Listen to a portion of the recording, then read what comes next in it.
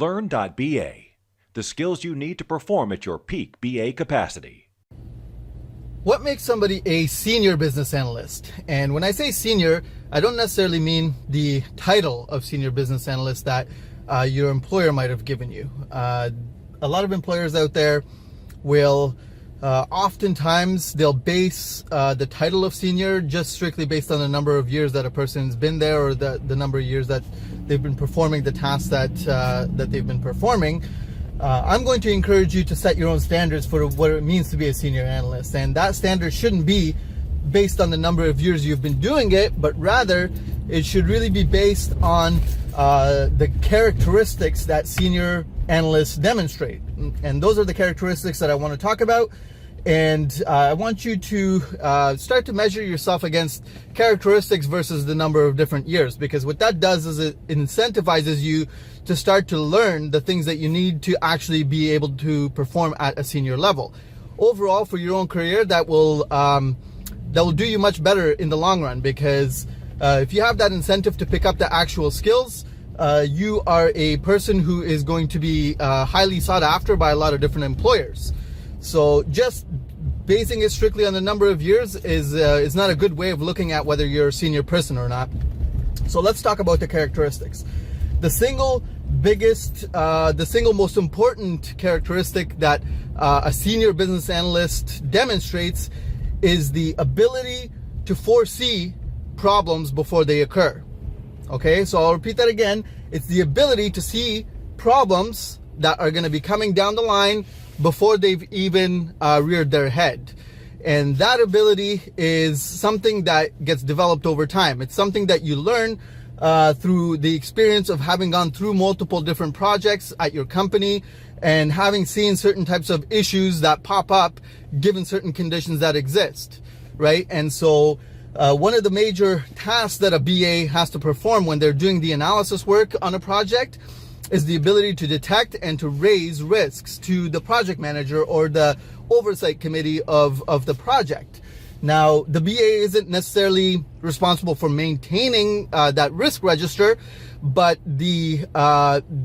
for your portion of the analysis work on a project, it is your duty to make sure that any risk that you see coming down the line in the project that's related to the requirements portion of the work, it's your duty to make sure that those risks are raised to the project manager, that you provide some mitigation plan, and you provide some sort of a contingency plan to help the project manager manage that risk, right?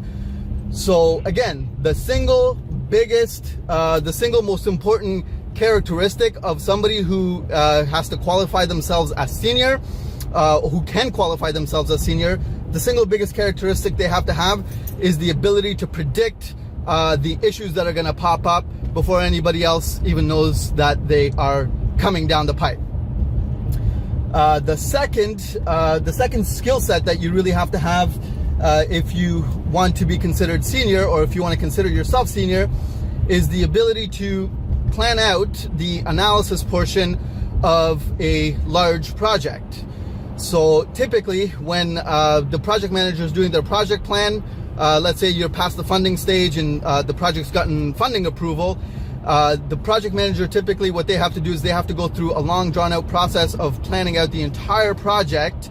And as part of that, what they do is they'll go to the senior analyst on the project and they'll ask the analyst for the work breakdown structure of the analysis portion of the project. It's in order for you to be able to develop that work plan, you have to have a lot of experience in knowing how to slice up, for lack of a better word, how to slice up the functional scope of the project that you're delivering. You have to know how to divide that up into pieces that are going to be delivered one piece at a time. And so a lot of the knowledge that you have to have is related to, it's basically a combination of understanding how software is built, understanding the functional constraints, so what has to be answered before the next thing can be answered, and taking all of those dependencies into consideration when you're developing the work plan.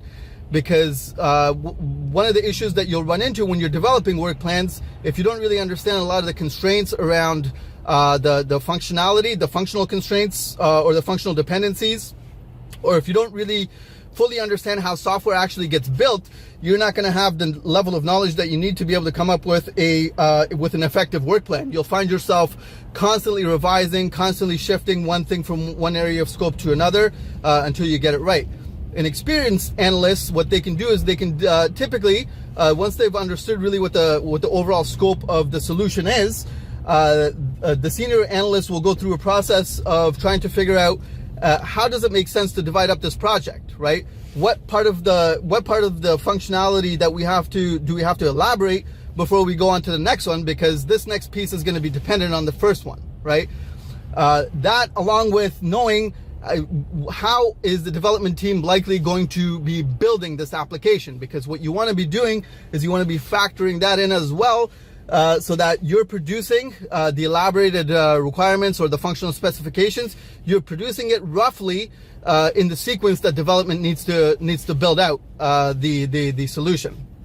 So that's the second characteristic of a really senior analyst, is the ability to do that type of work planning and to do it very well.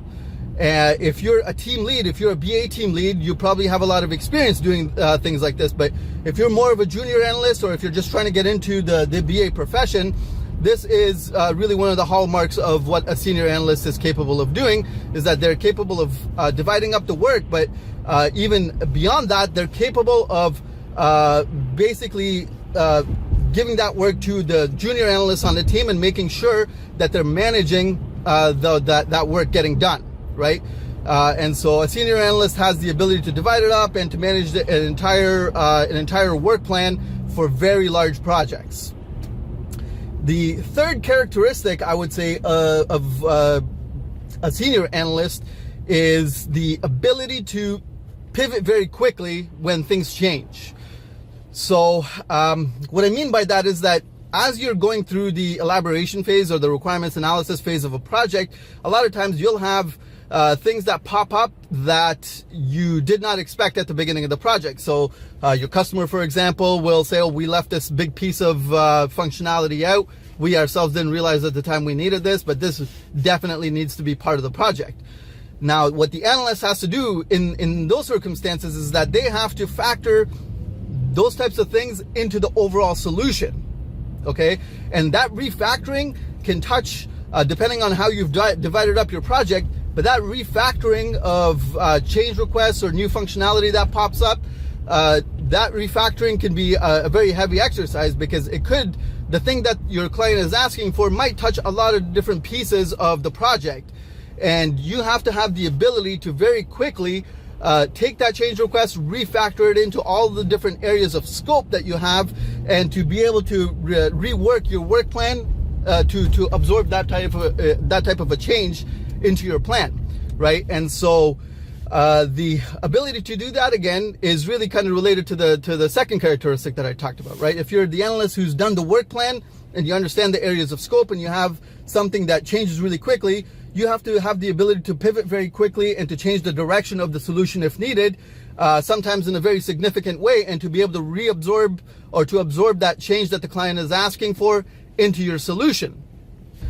There are a lot of other characteristics, right? So some of the things that I haven't talked about here have to do with how you deal and negotiate with your stakeholders, right? How do you deal with your business stakeholders? How do you deal with the technical stakeholders? How do you deal with senior management versus the operational folks?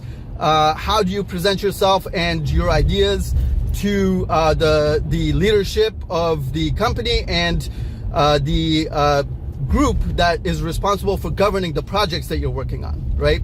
So there's a lot of other things out there, but I would say for the time being, things that are not really stakeholder management related, I would say that if you have the ability to predict problems well before they occur, you have the ability to plan out projects, larger projects, and you have the ability to pivot when you need to. Those are the main characteristics that a senior analyst typically has to have. So if you have any questions about that, feel free to leave me a note and I'll try to answer them as quickly as I can. But other than that, I will see you on the next video.